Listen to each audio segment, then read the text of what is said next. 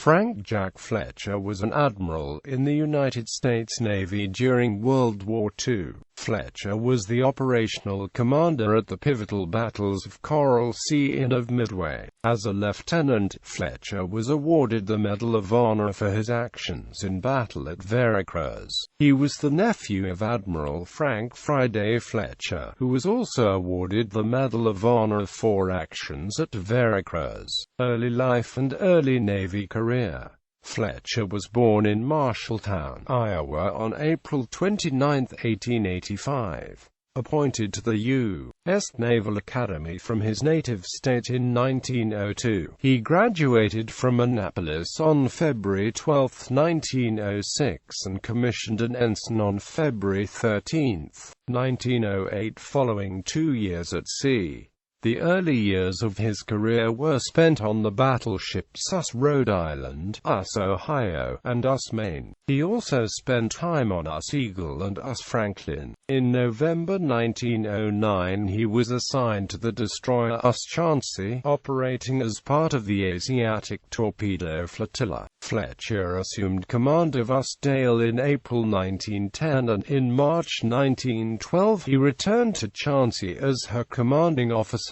In December 1912 he was transferred to US Florida. In April 1914 he was aboard that battleship, the flagship of his uncle Frank Friday Fletcher, during the United States occupation of Veracruz, Mexico. He won the Medal of Honor for the rescue of refugees on the transport Esperanza. World War I and post-war period. Fletcher became aide and flag lieutenant on the staff of the Commander-in-Chief, U.S. Atlantic Fleet in July 1914.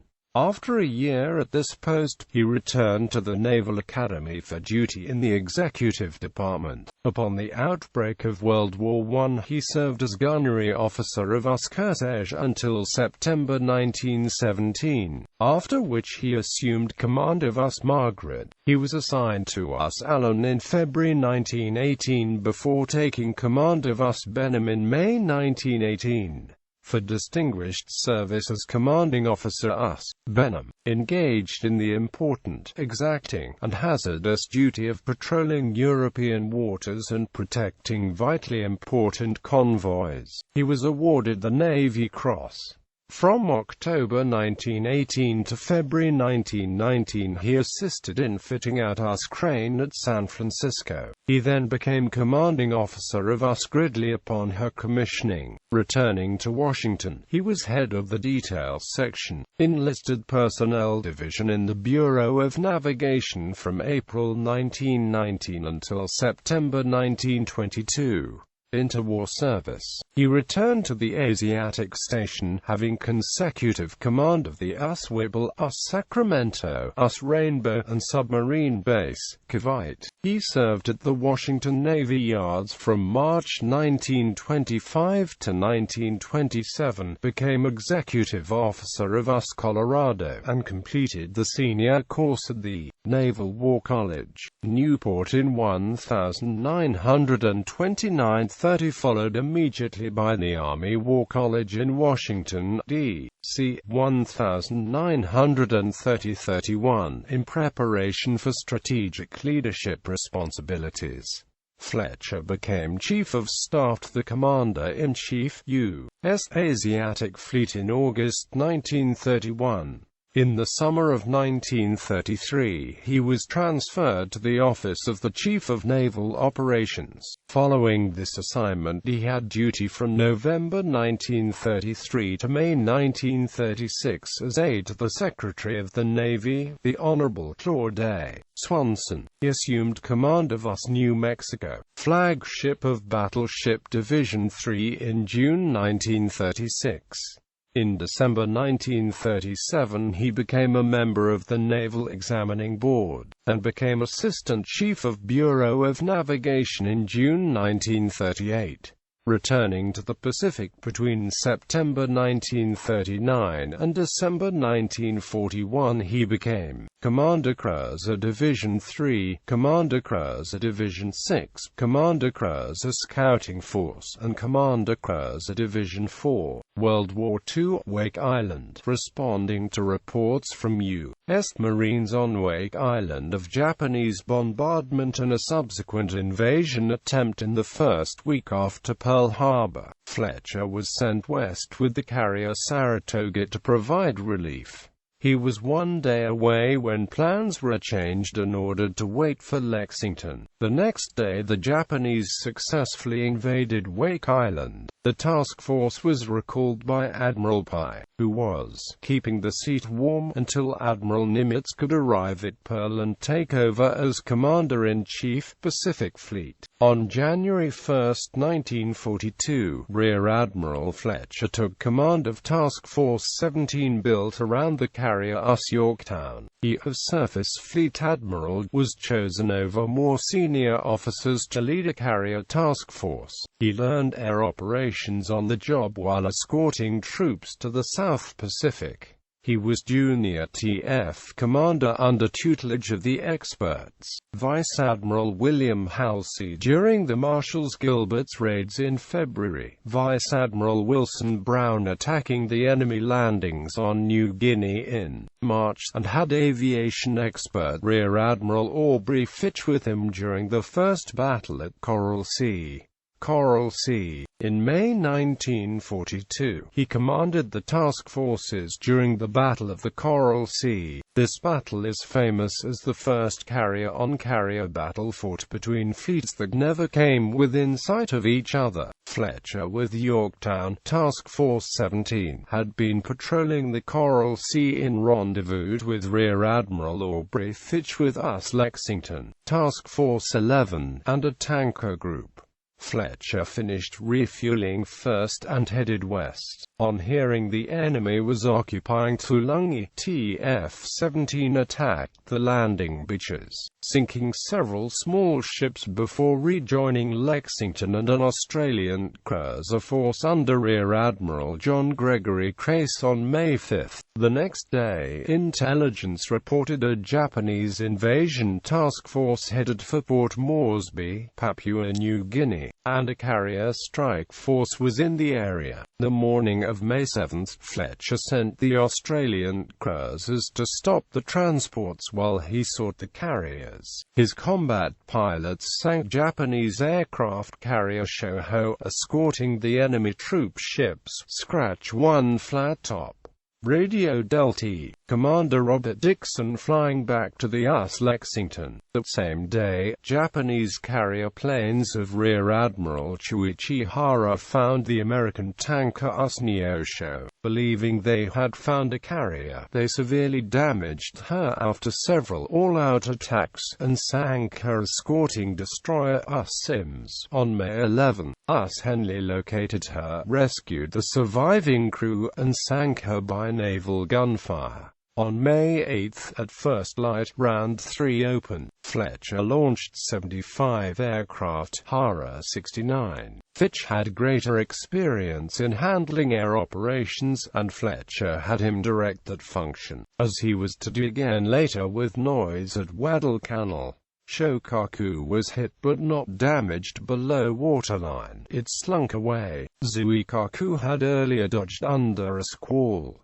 The Japanese attack put 2 torpedoes into Lexington, which was abandoned that evening. Yorktown was hit near her island, but survived. Hara failed to use Zuikaku to achieve victory and withdrew. The invasion fleet without air cover also withdrew, thereby halting the Port Moresby invasion. Fletcher had achieved the objective of the mission at the cost of a carrier, tanker, and destroyer. In addition, his Wildcats had beaten Japanese air groups 52-35, and had damaged Shokaku's. Neither Japanese carrier would be able to join the fight at Midway the following month. This was the First World War II battle in which the Imperial Japanese Navy had been stopped. In battles in Pearl Harbor, East Indies, Australia and Ceylon, they had defeated the British, Dutch, and Asiatic fleets, and had not lost a fleet ship larger than minesweepers and submarines.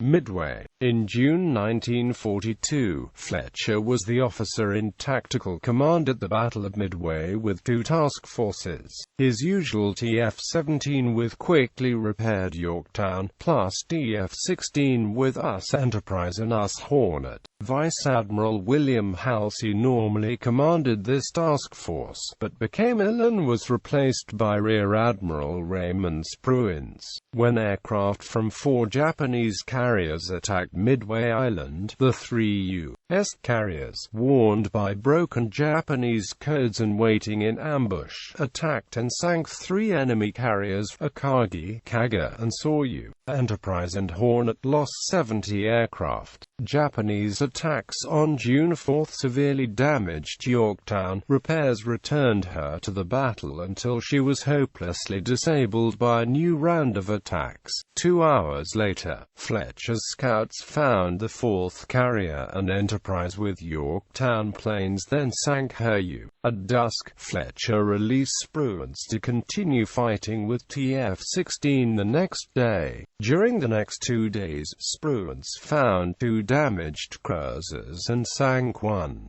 The enemy transport and battle fleets got away. A Japanese submarine, I-168, found crippled Yorktown under tow on June 5 and sank her, along with an adjacent destroyer, US Hammond. Japan had 7 large carriers, 4 were sunk at Midway. This did not win the war, but evened the odds between Japanese and American fleet carriers. Following the battle, Fletcher was promoted to Vice Admiral and continued to command a carrier group at sea after shifting his flag to US Saratoga, landing at Guadalcanal as the U.S. took the offensive in August 1942. Vice Admiral Fletcher commanded the Task Force 61's invasion of Tulungi and Guadalcanal by the 1st Marine Division. Carrier close air support was provided at Tulungi.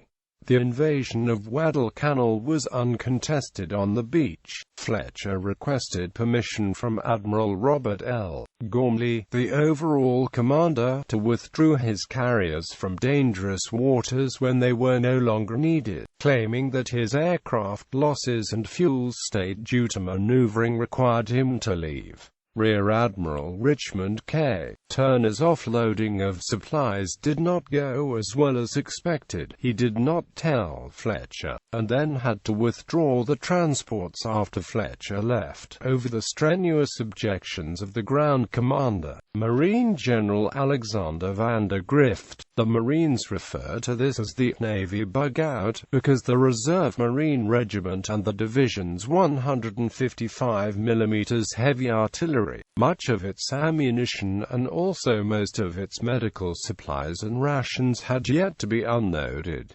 Fletcher and Turner felt that the few U.S. carriers could not be risked against multi-engine, land-based torpedo bombers when they were needed for combat against carriers. Fletcher chose to withdraw on the 3rd morning to prepare for the inevitable Japanese counterattack. The Navy's withdrawal left the Marines ashore initially completely unprotected against Japanese land-based air raids from Rabaul and from nightly shelling by IJN cruisers and battleships that came down the slot from the large naval and air base at Rabaul. The Battle of Savo Island occurred on August 9, 1942. Allied warships under Rear Admiral Victor Crutchley, RN, screening the transports were surprised at midnight and defeated in 32 minutes by a Japanese force of 7 cruisers and 1 destroyer, commanded by Japanese Vice Admiral Gunichi Mikawa. 1 Australian and 3 U.S. heavy cruisers were sunk, and 1 other U.S. cruiser and 2 destroyers were damaged in this lopsided Japanese victory.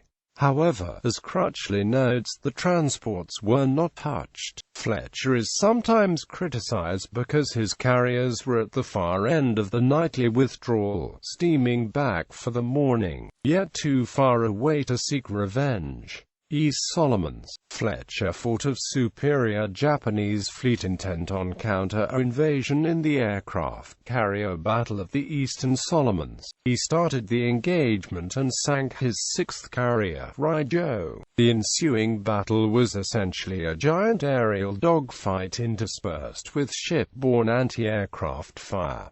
The U.S. lost 20 planes, the Japanese lost 70. U.S. Enterprise was hit by 3 bombs and the Japanese carrier Chitos was nearly sunk, but survived. The enemy withdrew without landing troops on Guadalcanal. They had to resort to the Tokyo Express, overnight delivery of a few hundred troops and supplies by destroyers. Fletcher was second-guessed by non-combatants and was criticized by Admiral Ernest King, the U.S. Chief of Naval Operations, for not pursuing the combined fleet as it withdrew. This criticism may have affected the decision to not return Fletcher to his command after his flagship, the carrier Saratoga, was torpedoed and damaged by a Japanese submarine on August 31, 1942. Fletcher himself was slightly injured in the attack on Saratoga, suffering a gash to his head, and was given his first leave after 8 months of continuous combat. Northern. In November 1942, he became Commander, 13th Naval District and Commander, Northwestern Sea Frontier, to calm the public fear of invasion from the north. A year later, he was placed in charge of the whole northern Pacific area, holding that position until after the end of World War II, when his forces occupied northern Japan. He also held the command when he ordered the front to bombard the Kuril Islands and other operations as well. Post-war and final days. Vice Admiral Fletcher was appointed to the Navy's General Board in 1946 and retired as chairman of that governing board in May 1947 with the rank of full admiral. He retired to his country estate, Araby, in Maryland. Many of Fletcher's papers were lost in combat. He declined to reconstruct them from Pentagon archives and to be interviewed by Samuel Eliot Morison, who was writing the history of United States naval operations in World War II. In return, he received no consideration by Morison, an attitude picked up by later authors. Admiral Frank Jack Fletcher died on April 25, 1973, 4 days before his 88th birthday at the Bethesda Naval Hospital in Bethesda, Maryland. He is buried in Arlington National Cemetery. His widow, Martha Richards Fletcher, whom Fletcher married in February 1917, died 17 months later on the 14th of September 1974. Martha Fletcher was buried next to her husband at Arlington National Cemetery. Medal of Honor citation for distinguished conduct in battle engagements of Veracruz, 21 and the 22nd of April 1914. Under fire, Lt. Fletcher was eminent and conspicuous in performance of his duties. He was in charge of the Esperance and succeeded in getting on board over 350 refugees, many of them after the conflict had commenced. Although the ship was under fire, being struck more than 30 times, he succeeded in getting all the refugees placed in safety. Lt. Fletcher was later placed in charge of the train conveying refugees under a flag of truce. This was hazardous duty, as it was believed that the track was mined, and a small error in dealing with the Mexican guard of soldiers might readily have caused a conflict. Such a conflict at one time being narrowly averted, it was greatly due to his efforts in establishing friendly relations with the Mexican soldiers that so many refugees succeeded in reaching Veracruz. For the interior legacy. Us Fletcher, the second ship to bear the Fletcher name, was named for Admiral Fletcher. The first Us Fletcher, commissioned June 30, 1942, was named for Admiral Fletcher's uncle, Admiral Frank Friday Fletcher. The 1976 movie Midway depicted Fletcher as somewhat confused and hesitant during the battle. Charlton Heston, who played a fictional naval officer working with Fletcher, wrote in his personal journals that this portrayal was based on the advice of some Navy veterans critical of Fletcher, and he said he and Weber tried to make it as subtle as possible.